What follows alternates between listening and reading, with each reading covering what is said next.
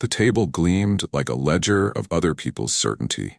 Mahogany so smooth it swallowed reflections, leather chairs that had been rubbed to a silent shine by hands who never thought about who sat in them.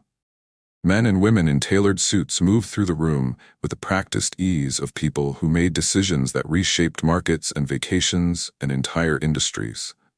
Small talk filled the spaces between slides. Polite nods, clipped laughter, the soft drip of iced water into crystal. It was a place designed to soothe nerves and sharpen fortunes at the same time. He moved down the line like an actor in a well-rehearsed play. A firm grip here, a quick word there, every handshake a ritual that confirmed belonging. When his hand reached the man at the center of the table, it stopped. The pause was a breath held for too long, an omission that said more than a speech ever could. Instead of the expected motion, his palm slid past the outstretched hand and found the investor on his right. The smile stayed perfectly in place. The gesture remained smooth. The only thing that slipped was recognition. No one spoke. A pen scratched at a notebook. Someone cleared a throat, as if the sound could fill the blank. The skipped greeting landed without a sound, and yet it rearranged the air. For a moment, the meeting kept its rhythm. Slides flicked forward, revenue charts climbed, the presenter's cadence suggested control. But under that rhythm, a small, stubborn truth had lodged itself. People noticed. Most of them did nothing. The man who had been passed over sat as if nothing had happened. His posture was measured, his face blank, hands folded as if the table's polished edge were a place to rest, not a battleground. To an outsider, he could have been any executive waiting his turn. To those who had been in rooms like this before, the look on his face was a language they recognized. It said, "This is not a surprise." It said, "I have been remembered and forgotten in equal measure, and I have learned what to do next."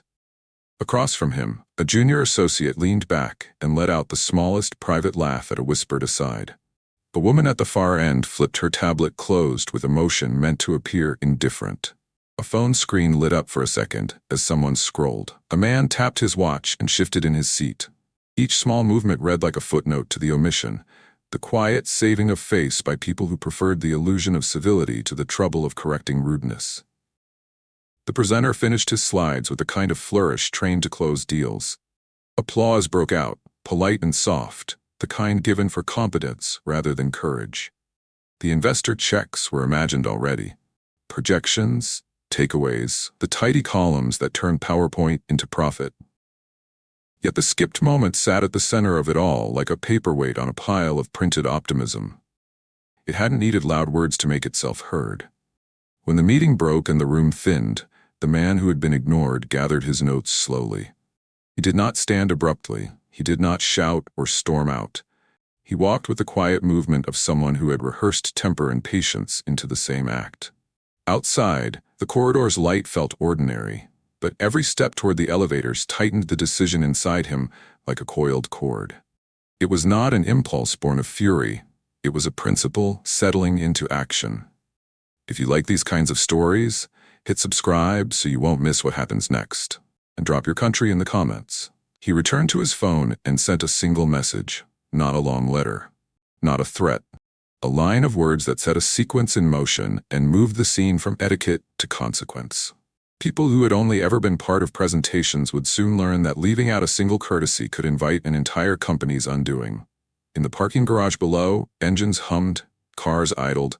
Above, in rooms wired for power, alliances were still being counted. He folded his jacket over his arm and stepped into the elevator, looking at the small display that counted down the floors as if counting to something else entirely. When the doors closed, his face finally changed, not into outrage, but into a calmness that had been earned the hard way. The sort that did not flash or flare, but that signaled a decision already taking shape. He adjusted his tie, smoothed the edge of his folder, and fixed his gaze on the mirrored panel. The next move would not be obvious to anyone in that building. It would be precise, quiet, and final. A single action that would make the omission at the table feel like the first misstep in a much larger collapse. Houston's summer heat clung to everything, but inside a 2-bedroom apartment on the east side, a boy learned how to bear more than weather. Malcolm Rise grew up watching his mother, Elena, come home from 12-hour shifts at the hospital cafeteria. Her shoes carried the smell of bleach and fried onions. Her uniform always pressed even when her back ached. She never complained. Instead, she'd set a plate in front of her son and tell him, "You are not less than anyone, Malcolm. Don't you ever let them convince you otherwise." Those words became both armor and burden. In school, he was the quiet boy who wrote essays that teachers read twice because they couldn't believe a 12-year-old had written them. Yet when awards were handed out, his name was left off the stage, replaced by others with last names that carried weight in the community. He didn't cry. He didn't argue. He learned early that silence was not weakness. Silence was observation. And observation could be turned into power. At Princeton, Malcolm felt that silence again. It wasn't the silence of study halls or libraries. It was the silence of introductions that skipped over him during networking dinners. The silence of group projects where his ideas were ignored until someone else repeated them. The silence of professors who praised him as impressive for someone with your background. Each comment polished with condescension, each smile lined with disbelief. Still, he refused to yield. He rose at dawn to study while others slept off late-night parties. He worked 2 jobs when scholarships fell short. By the time he graduated, he carried not just a diploma, but an unspoken message. He had earned his place, twice over. At Wharton, the whispers followed him into lecture halls filled with legacy students. There were nights he overheard murmurs that he was only there because the school needed diversity numbers. He answered those murmurs not with words, but with grades at the top of the curve. His silence wasn't surrender. It was memory, stacked like bricks, building a wall that no insult could penetrate. When he stepped into Wall Street after graduation, the dismissals evolved but never disappeared. Colleagues interrupted him mid-sentence. Clients directed questions to his junior analysts while overlooking the man leading the deal. Promotions that should have been his drifted to others who had golf course connections he would never be invited to. He learned to sit through it, outwardly calm, inwardly filing each slight away like evidence. The skipped handshake in that boardroom was not new. It was not even surprising, but it carried the weight of every classroom, every office, every late night when he stayed later than everyone else just to prove he deserved the chair he sat in. It was a reminder of every time someone told him in words or actions, "You don't belong here." Malcolm remembered a deal years earlier where a competitor had dismissed his strategy as too ambitious. Months later, that same strategy saved an entire industry segment.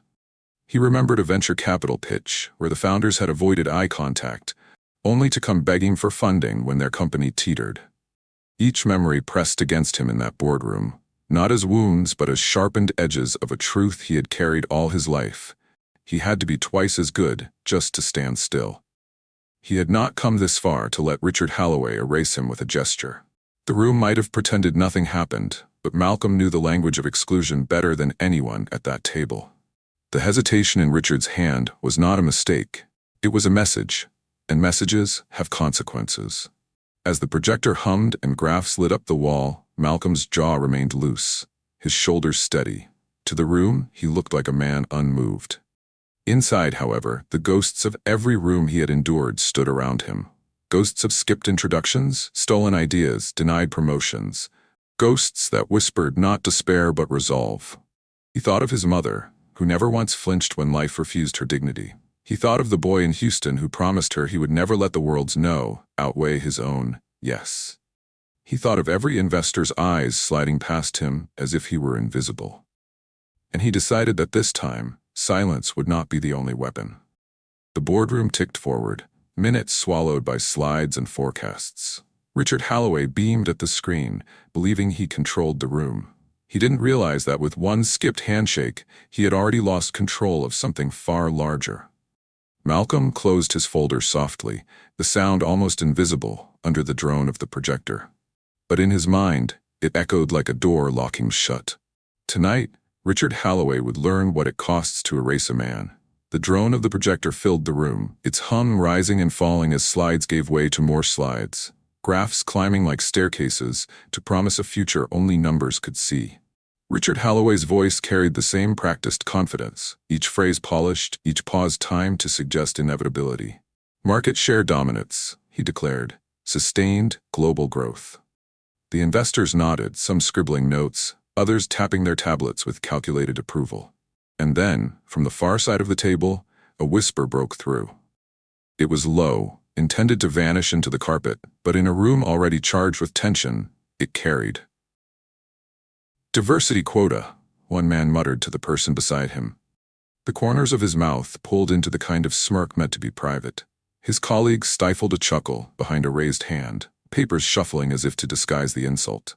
The words might have been tossed away in any other setting, but here they lingered like smoke. They were not new words, not to Malcolm Ray's. He had heard them before in offices, in schools, in conference halls, where his brilliance was reduced to statistics instead of acknowledged as earned. Malcolm did not flinch. His face remained a mask of stone, eyes trained on the glowing screen. He wrote nothing, tapped nothing, moved nothing. To the casual observer, he looked bored, perhaps disengaged. But in truth, he was enduring the oldest form of violence in rooms like these: invisibility. Not the kind that erases your presence, but the kind that makes you present and still treated as absent.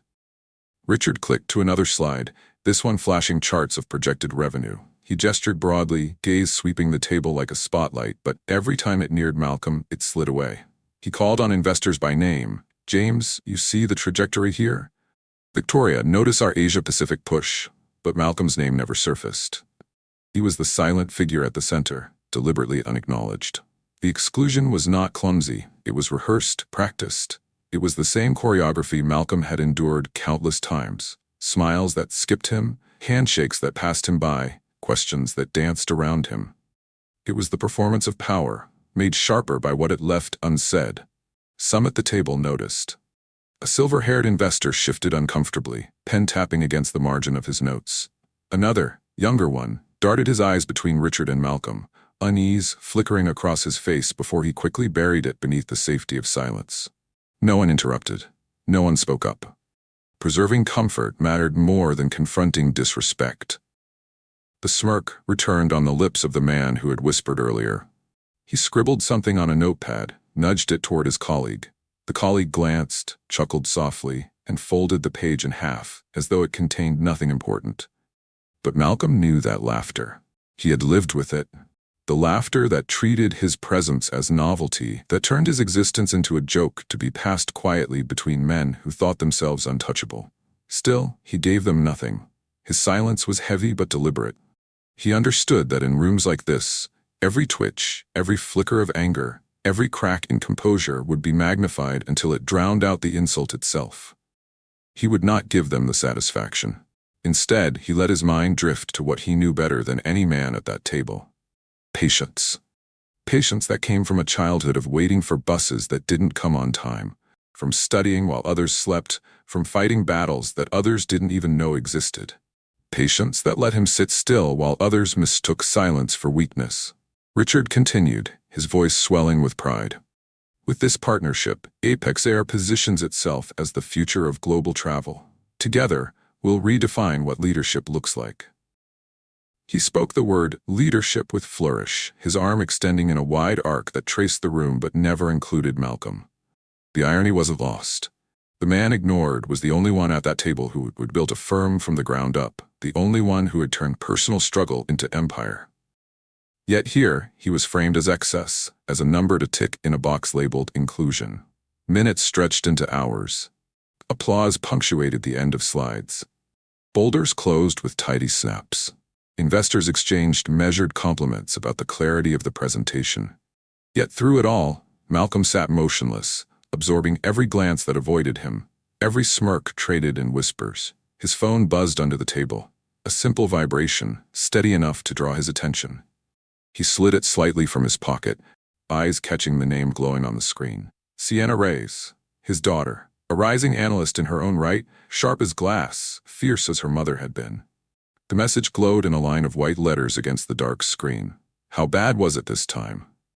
The question was short, but it carried the weight of years. Years of watching her father return home tight-lipped, years of knowing without asking what had happened in those rooms. Years of inheriting not just his ambition, but also the scars of exclusion. Malcolm closed the phone, slid it back into his pocket. His face remained stone, but inside, the question had already been answered. Tonight, Silence would not be the only reply. The restaurant's glow was soft, golden light spilling across polished wood and the quiet hum of clinking glasses. It was a place chosen for privacy, a corner booth tucked far from the center where executives often came to be seen. Malcolm Rise preferred it this way, quiet, discreet, away from the theater of boardrooms where every breath was measured. Here, he could exhale. When Sienna slid into the seat across from him, she didn't even open the menu. Her eyes went straight to his, sharp and searching. It was the handshake, wasn't it? Malcolm didn't answer immediately. He folded the linen napkin across his lap with steady hands, his expression unreadable. But the silence was confirmation enough. She leaned back, lips pressed thin, and shook her head. "I knew it," she muttered. "They always think it's small, like you won't notice, like it's not the oldest trick in the book." The waiter approached, and Sienna waved him away with a polite smile.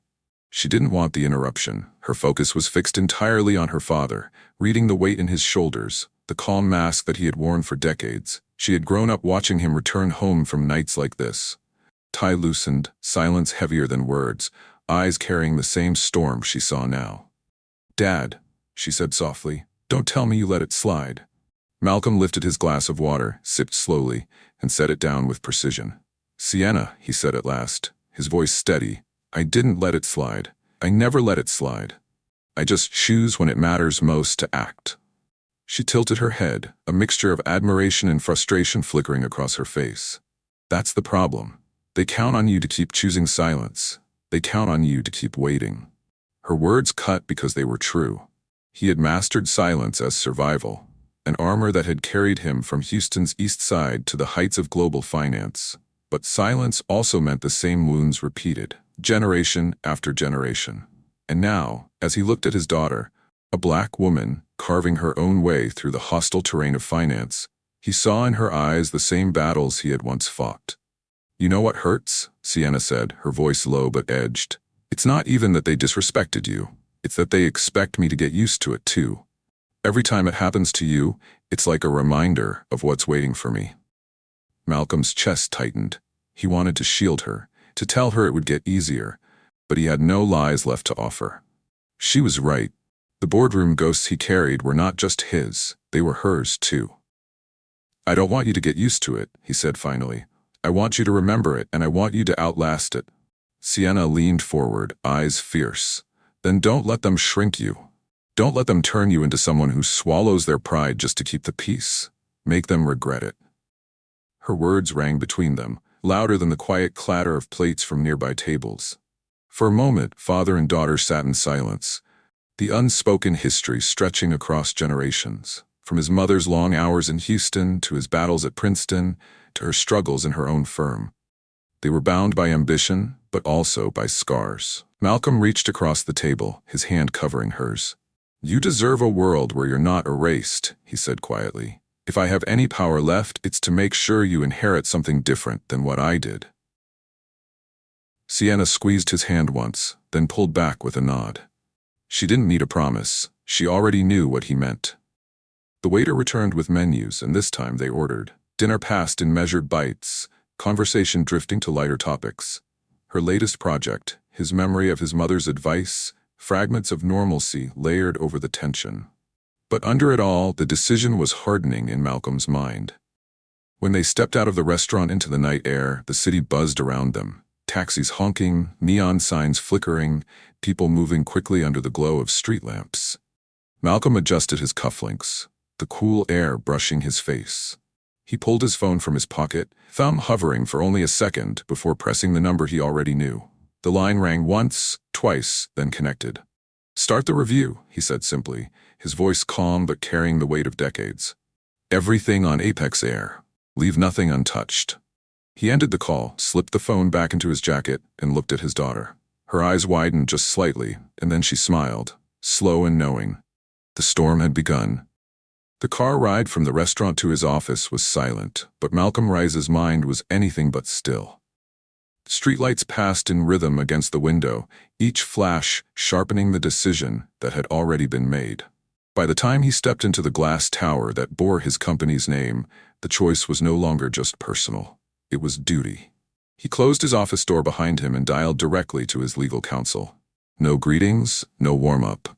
His voice was calm, steady, but beneath that steadiness was a fury honed into something sharper.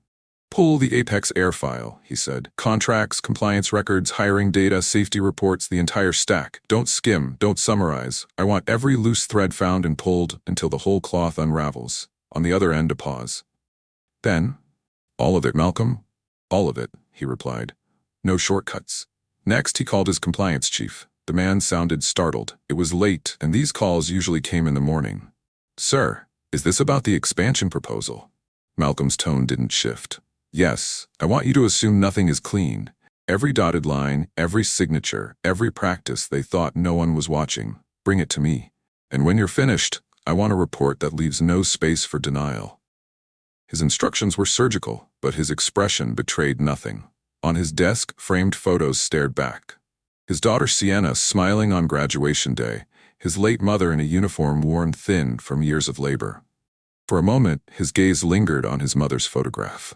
He whispered under his breath, "They think a skipped handshake is small. They don't see the centuries behind it." The calls continued. Outside counsel, risk analysts, financial auditors, each voice on the other end heard the same message: find everything. What they heard was professionalism. What they missed was the storm under the surface. Malcolm leaned back in his chair when the final call ended. The city skyline glittered beyond the glass walls, 1,000 windows lit with the work of people chasing fortune. To anyone else, he looked like a man reviewing paperwork at the end of a long day. But what had just begun was far more than paperwork. This wasn't revenge. Revenge was reactive, impulsive, designed to soothe pride. What Malcolm set in motion was accountability. Precise, irreversible, measured not by how it made him feel, but by what it revealed about a company that thought arrogance was free. He understood the scale of what he had done. The Apex Air expansion was an $8 billion project, one Richard Holloway had promised would crown his career. Investors were circling, government liaisons were watching, and competitors were bracing for impact. And yet, with one phone call, Malcolm had shifted the ground beneath all of it. Down the hall, staff moved quietly, unaware that a line had been crossed. Secretaries typed emails, assistants prepped binders for tomorrow's meetings. But in the executive wing, a single order had set a countdown ticking. Hours passed, reports began arriving in fragments. Emails flagged, background checks resurfaced, discrepancies noted in passing. Each piece was small on its own, but together they hinted at rot. Discriminatory hiring ratios buried in HR files, expense reports that suggested bribes, safety checks signed by inspectors who hadn't shown up in person. The weight of it pressed against Malcolm's desk as folder after folder arrived. He didn't smile. He didn't frown. He turned each page with the same even pace, marking passages with a pen, his mind already assembling the pattern. He thought again of Richard Holloway's easy grin, the smooth slide of his hand past Malcolm's. He thought of the whispers at the table, the smirks exchanged behind paper shields. They had believed the insult would fade like background noise. They had no idea that insult was the trigger that would expose everything they had hidden. As dawn neared, Malcolm's office remained lit, a lone square of brightness against the dark skyline. On his desk, one folder sat heavier than the rest. Inside it was the first complete report, a document that didn't just hint at trouble, but laid out evidence strong enough to crush Apex Air if exposed. He closed the folder, placed his hand flat on its cover, and whispered into the silence of the office. "This is only the beginning." The first thing that stood out wasn't a single number. It was a pattern. Page after page of spreadsheets revealed hiring records, and the numbers told their own story. Apex Air's executive ranks were overwhelmingly white and male. Out of hundreds of regional manager positions, fewer than a dozen belonged to people of color, and not a single one had made it to senior leadership. What had been whispered at conferences and hinted at by employees now sat in black and white, undeniable. Beneath those numbers, another layer surfaced. Complaints filed by employees, racial slurs dismissed as misunderstandings, promotions denied without explanation, exit interviews that described hostile work cultures. The documents weren't fabricated. They didn't need to be. Apex Air had written its own indictment. Malcolm turned another page, this one stamped with the seal of an internal safety review. The signature lines glared back, identical from month to month. Yet when his team called the inspectors listed, 2 admitted they hadn't physically visited the sites in over a year. The company had signed off on safety protocols as though they were routine, while in reality, planes were flying without proper checks. A single accident could have exposed them, but arrogance had convinced them that cutting corners was profit. And then came the financials, hidden losses disguised as operational expenses, money shifted between subsidiaries, numbers massaged to show growth where there was none. To the casual eye, the graphs Richard had shown in the boardroom looked like strength, but the audit revealed what lay beneath. Apex Air was bleeding cash, patching the holes with optimism and creative accounting. Malcolm leaned back in his chair, fingers pressed together. There was no need for embellishment. Their own records betrayed them. Every page was an admission, every signature a confession. He had not come hunting for a weapon. The weapon had been handed to him freely by their negligence. As word of the review began to spread within his own circles, whispers started to reach the wider market. Investors heard murmurs about contract delays. A few brokers made quiet calls, probing for confirmation. Analysts flagged unusual pauses in meetings. The air around Apex Air shifted from confidence to caution, though Richard Holloway seemed blind to the change. At a networking luncheon, Richard laughed off concerns. "These things take time," he told a small circle of colleagues. "Malcolm Rise likes to posture. Let him. At the end of the day, 8 billion is 8 billion. He'll sign." He wore the same smug smile he had in the boardroom, the smile of a man too used to his power being uncontested. He didn't realize that smile had already begun to crack behind closed doors. Inside Malcolm's office, the final report arrived in a thick binder. His team placed it on his desk with a gravity that matched its contents. The cover was plain, but the pages inside could topple an empire. "Sir," one of his analysts said, "this isn't just oversight. This is structural." Malcolm opened the binder, his eyes scanning the highlighted passages. He saw the hiring disparities, the falsified safety logs, the manipulated financial statements, each section marked in red. He turned page after page, his expression unchanging. But his silence was louder than words. "This isn't revenge," he finally said, voice low but steady. "This is truth, and truth has weight." The analyst nodded, uncertain whether to speak further. Malcolm dismissed him with a small wave of his hand. Alone again, he let his eyes rest on the skyline outside his window. The city buzzed with life, unaware that within days, Apex Air's glittering facade would begin to collapse. On his desk beside the heavy binder sat a single leather folder. He slid the report inside, fastening it with deliberate care. His reflection stared back at him from the polished surface. Calm, controlled, but resolute. The next board meeting was already scheduled. Richard would walk in expecting applause, expecting deference, expecting the usual rhythm of praise. What he would face instead was a reckoning written by his own company's hands. Malcolm rose from his chair, the folder under his arm. His footsteps echoed down the quiet hall. The time for silence was over. At the end of the corridor, the elevator doors opened, their mirrored surface reflecting the man carrying Apex Air's undoing. The next room he entered would not be like the others. He was ready to confront the board. The boardroom looked the same as before. The gleaming table, the leather chairs, the scent of polished wood. But the atmosphere had shifted. Silence pressed in, thicker than the gloss of the walls, heavier than the suits draped across shoulders. Investors shuffled papers with unusual stiffness, some avoiding eye contact altogether. Everyone sensed something unsettled beneath the surface, though few could name it aloud. Richard Holloway walked in late, jacket slung over one arm, his grin as careless as ever. He set his papers on the table, leaned forward, and launched into his routine. "Ladies and gentlemen," he began, "today marks the start of a new era for Apex Air. The numbers speak for themselves." He clicked the remote, and slides bloomed across the screen. Rising charts, expanding markets, bright colors painting the picture of unstoppable growth. His voice filled the room with false confidence. "We will dominate Asian and European travel corridors within 3 years. This contract will secure our place as industry leaders." But at the center of the table, Malcolm Reyes remained still.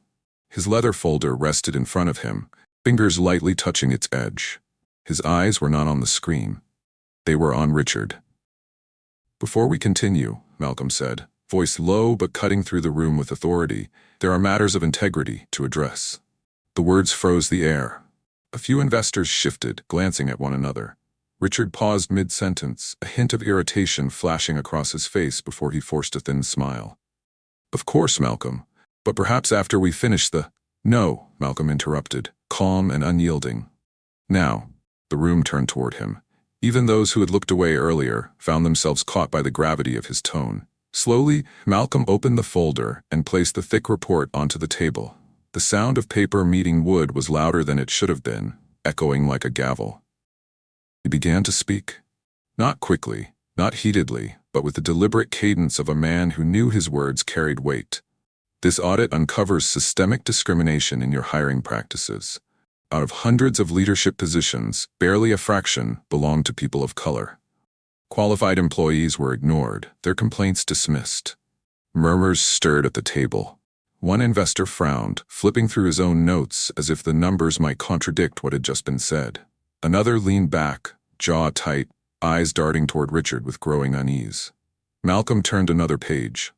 Safety reports were falsified. Inspectors signed off on planes they never visited. Every passenger who stepped aboard your aircraft unknowingly carried the risk you concealed. Gasps broke the quiet. Someone whispered, "That can't be right," though the fear in his voice betrayed doubt. Malcolm's tone remained even, almost clinical, but his words cut deeper than shouting ever could. Your financials, the same numbers presented as proof of growth, are manipulated. Hidden losses, disguised as operational costs, move through subsidiaries to create the illusion of strength. Investors are being sold a mirage. Across the table, Richard's smile faltered. The color drained from his cheeks. He shifted in his seat, stammering, This is nonsense. Unverified accusations. He's trying to derail." "Everything in this folder comes from your own records," Malcolm replied, his voice steady as stone. He slid copies down the table. Investors leaned forward, scanning highlighted sections, their eyes widening with each line. Silence followed, broken only by the turning of pages and the faint scratching of pens. One by one, faces hardened. The disdain that had once slid toward Malcolm now redirected itself at Richard. He squirmed beneath the weight of their stares, his earlier arrogance dissolving into desperation. Malcolm let the silence linger, forcing Richard to sit in it. Then he leaned forward, his gaze steady, his voice resonant enough to fill the room. "This is why my signature will not be on your contract." The words landed like a hammer. Some investors exhaled sharply, others sat rigid, as if the ground beneath them had shifted. Richard opened his mouth to protest, but no sound came. Malcolm closed the folder with deliberate calm, the sharp snap echoing louder than the applause Richard had once expected. The reckoning had begun. The silence after Malcolm's declaration stretched like a taut wire. Every person in the room felt it, the sudden shift from confidence to collapse. Investors who had once leaned forward to applaud Apex Air's growth projections now leaned back, arms crossed, eyes narrowing. One man broke the silence first. A hedge fund director cleared his throat and closed his folder. "If these findings are accurate, our fund cannot proceed under these conditions." His words were clipped, clinical, but final. He slid his pen neatly across the table, a symbolic withdrawal. Another followed. A venture capitalist who had earlier boasted about Apex Air's inevitable dominance now shifted uncomfortably in his chair. "We'll need to pause our commitment. There are liabilities here that were never disclosed."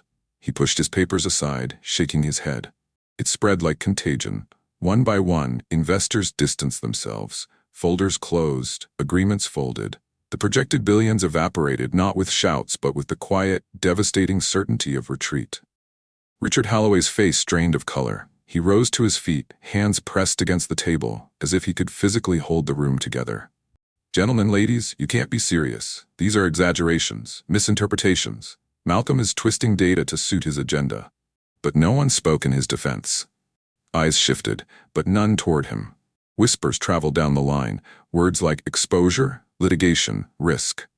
His once loyal chorus of nods and polite smiles had been replaced by side glances and growing disdain. He forced a laugh, brittle and hollow. "Come on. We all know audits can be framed however you want them to look. These supposed issues are minor. Do you really think?" Malcolm didn't move, didn't raise his voice. He simply sat with the weight of truth at his fingertips, the folder resting closed in front of him. The stillness was enough to sharpen every word when he finally spoke. "Respect withheld costs more than courtesy ever would. You chose arrogance, and arrogance has a price." The words cut sharper than numbers on a page.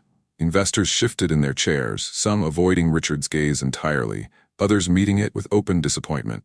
A woman at the far end of the table closed her laptop with a soft click and said, "Our group is out."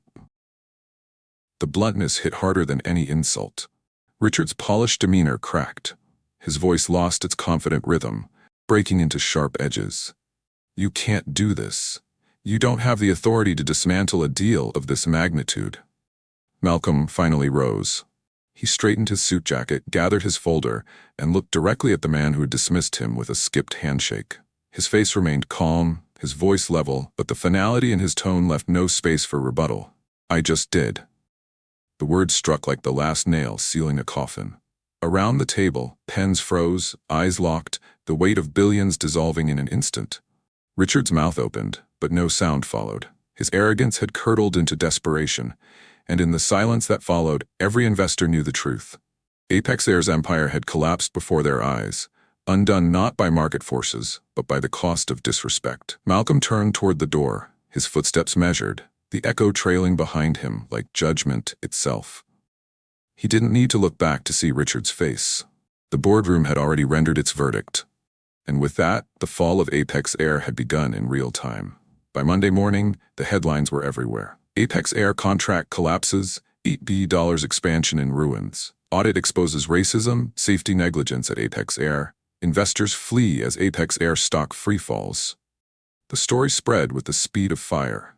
Within hours of the boardroom confrontation, whispers had become news articles, and articles had turned into front-page scandals. Television anchors dissected the findings with grave tones, while financial analysts debated how a company that had promised dominance now looked like it was on life support. The numbers were brutal. $8 billion in potential funding vanished almost overnight.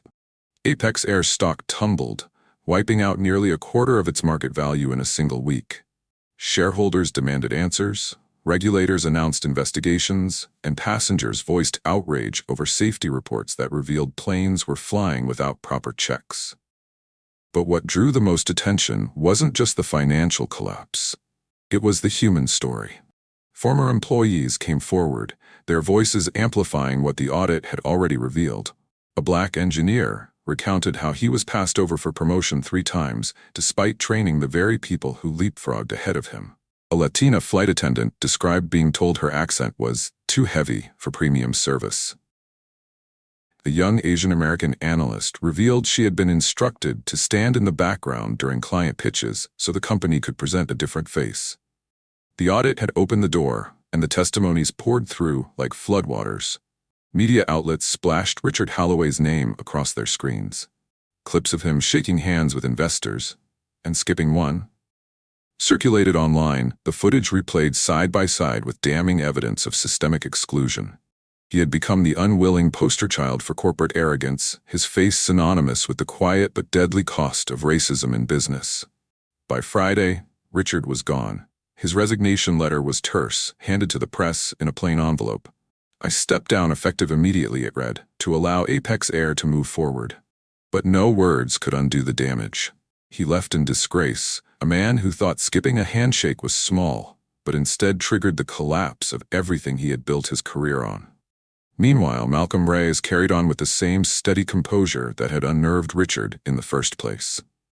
He did not gloat, did not parade his victory, did not waste words on the spectacle of Richard's downfall. He was already moving forward. His company, Reyes Global Capital, announced new partnerships with firms that had reputations for inclusion and integrity. Venture groups that once overlooked him now sought him out, eager to align with a man who had proven that respect wasn't optional, it was essential.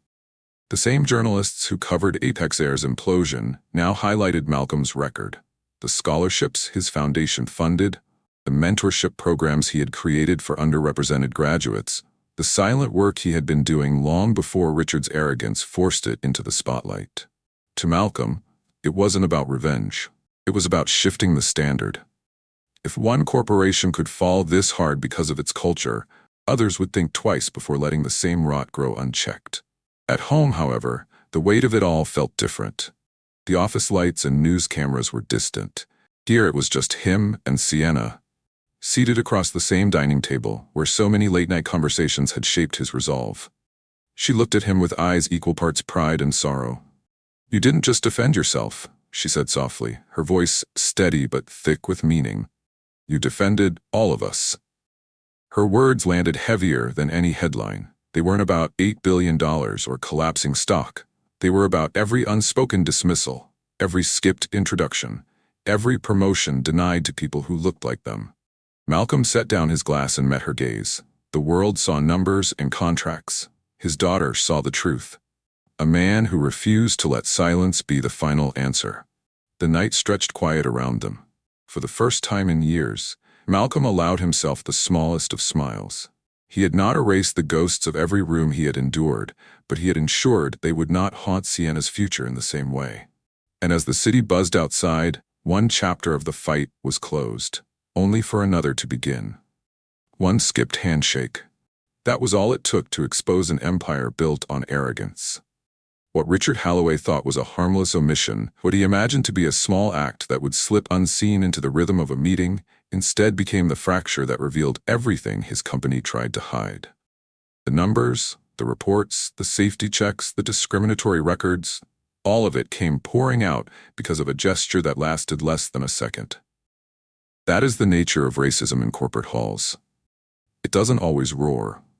Sometimes it whispers in omissions, in glances that slide past, in words muttered behind hands, in the deliberate silence of people who know better but prefer comfort. A handshake withheld is more than etiquette. It is a message. And in that room, the message was clear. You are not one of us. But dignity carries its own language. Malcolm Rise did not raise his voice. He did not pound the table. He didn't need to. He let the evidence speak. And in doing so he proved that dignity is stronger than arrogance, patience sharper than smirks. What the boardroom witnessed that day wasn't just the collapse of a deal. It was the collapse of an illusion. The illusion that exclusion comes without cost. Richard believed he withheld a hand. What he withheld was his company's future. The empire he imagined was secure disintegrated in a matter of days, not because of Malcolm's rage, but because of Malcolm's resolve. Racism thrives in silence, in gestures that pretend to be small. Yet once exposed, those gestures lose their disguise. Integrity does what arrogance never can. It endures. The lesson remains for every room, every table, every handshake offered or denied. Racism hides in etiquette, in policies dressed as professionalism, in the practiced smiles of those who believe they can exclude without consequence. But dignity unmasks it. Always. Malcolm walked away with more than victory. He walked away having shifted the ground for others who will sit at tables like his daughter Sienna, who refused to inherit the same erasures. His silence was never consent. It was memory, sharpened into strategy. And when the time came, he chose not only for himself, but for everyone who has ever been told, in ways loud or quiet, you don't belong here. And so, Apex Air fell. But something larger rose. The proof that respect is not charity, it is the price of doing business. Now I'll leave you with this. What would you have done in Malcolm's place? Drop your thoughts below, share your country flag in the comments, and subscribe to Echoes of Hope Stories HQ. Because stories like this remind us, dignity is priceless.